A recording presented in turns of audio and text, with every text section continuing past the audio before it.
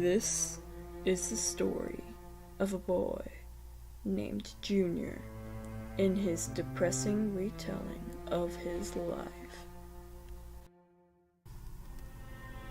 You see, this boy had an unordinary childhood, not because of anything he did, but rather because his skin was a darker color. Junior was a Native American kid living on the reservations and off government funding. He was a very timid boy, and that led to trouble. Even with other Native Americans his age, he was bullied. His peers called him names such as Bloody Nose or Cries Like a White Boy, and they would torment him all of his first grade year. But the name-calling was one of the least severe acts of cruelty. His bullies would bury him in the snow, his face stuck in the ground, with no way out of his miserable fate. I thought I'd never breathe again. But even for a small kid like Junior, there is always a breaking point. One day, Junior snapped, showing his own strength that he had within him. He beat up his bully, his fist bloodying the snow below. On the way to the principal's office, only one sentence ran through his head, over and over again. It's a good day to die. But Junior's peers weren't the only kind of bully he would face. His missionary teacher, Betty Towel, also contributed to the cruel reality Junior had to live in. She would specifically target Junior, physically abusing him and putting him down for his skin tone. Indians, Indians, Indians, she would chant in a mocking tone.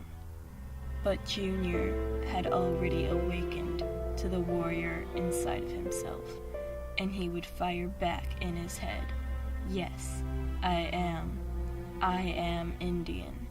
Indian I am." Most of his teachers weren't as wretched as Mrs. Towel, but they still looked down on Junior. They saw him as a crazed maniac for his looks, instead of an intellectual kid who excelled in his work. But one man did see the real potential in Junior. This man was Mr. Scutler.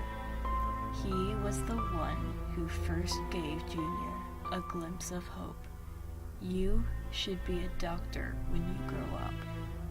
"Why should I be a doctor?" Junior would ask Mr. Scutler. "So you can come back and help the tribe, so you can heal people." Even with his alcoholic father drinking even heavier, and his family separating themselves, even in their own home, Junior found a reason to keep moving on. Soon, only in his 7th grade year, he was forced away from the people he had lived and groveled with all of his life. His family was moving away from the reservation he knew all so well. I felt the goodbyes I was saying to my entire tribe, to all the Indian girls and women I might have loved, to all the Indian men who might have called me cousin, even brother. It was the movement of a lifetime, the parting of everything he thought he knew, the death of a life he could never live. How would he ever recover?